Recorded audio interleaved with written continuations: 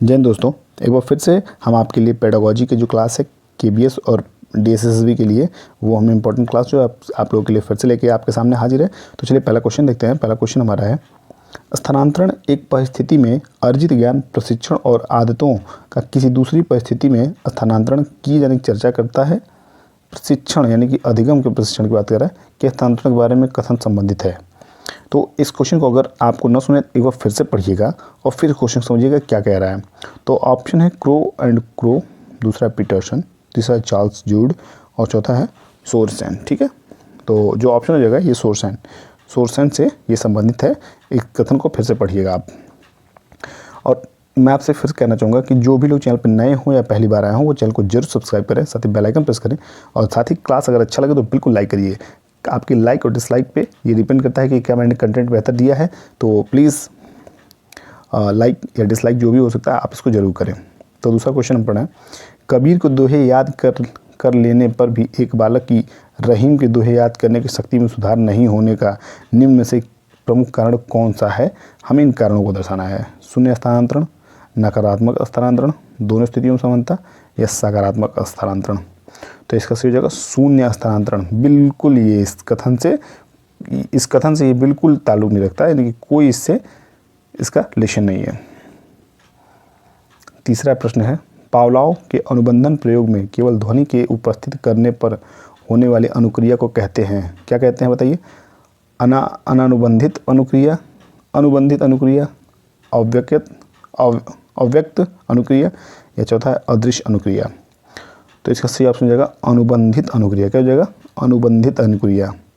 अनानुबंधित जैसा कुछ शब्द नहीं होते हैं, अव्यक्त होते हैं लेकिन इससे कोई रिलेटेड नहीं है, न अदृश्य अनुक्रिया। चौथा प्रश्न है थॉर्नडाइक के प्रभाव का नियम का शैक्षणिक महत्व नहीं है। अब किस में नहीं है हमें वो बताना है इन चारों में से। क्या रुचियों में वृद्धि के लिए नहीं है, या संवेगों का नियंत्रण के लिए नहीं है, या स्मरण शक्ति में कमी के लिए नहीं है, या अपराधी बालकों का उपचार के लिए नहीं है? तो इसका सही जो ऑप्शन हो जाएगा वो हो जाएगा स्मरण शक्ति में कमी के लिए थॉर्नडाइक के प्रभाव का नियम शैक्षणिक महत्व में नहीं है। ठीक है, हम पांचवा क्वेश्चन देखेंगे अपना। पांचवा क्वेश्चन जो हमारा है, सीखने के नियम के प्रतिपादक हैं कौन है? फ्रॉयड है, स्किनर है, थॉर्नडाइक है, एडलर है। तो कौन है इसका सही? आप लोग जवाब दीजिए। ये थॉर्नडाइक जी हो जाएंगे। कौन जाएगा? थॉर्नडाइक।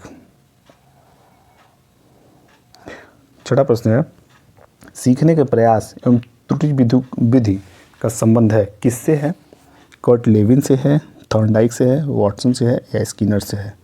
तो इसका सही जो ऑप्शन हो जाएगा वो थॉर्नडाइक हो जाएगा। देखिए थॉर्नडाइक से रिलेटेड 3 क्वेश्चन हम पढ़े हैं, तो मुझे उम्मीद है ये तीनों क्वेश्चन आप जरूर इसको एक बार कहीं टॉपिक में नोट कर लीजिएगा इंपॉर्टेंट करके, क्योंकि थॉर्नडाइक से क्वेश्चन बनेंगे। 7वां प्रश्न है, वुडवर्थ के अनुसार सीखना है क्या है? सीखना व्यवहार में परिमार्जन, व्यवहार में परिवर्तन, नवीन ज्ञान प्राप्त करना या विकास का प्रक्रम। तो इसका सही ऑप्शन हो जाएगा वो नवीन ज्ञान प्राप्त करना जो है वो इस क्वेश्चन का वुडवर्थ के अनुसार जो सीखना है वो इसका ऑप्शन हो जाएगा, यानी कि नवीन ज्ञान प्राप्त करना वुडवर्थ के अनुसार सीखना यही है कहलाता है।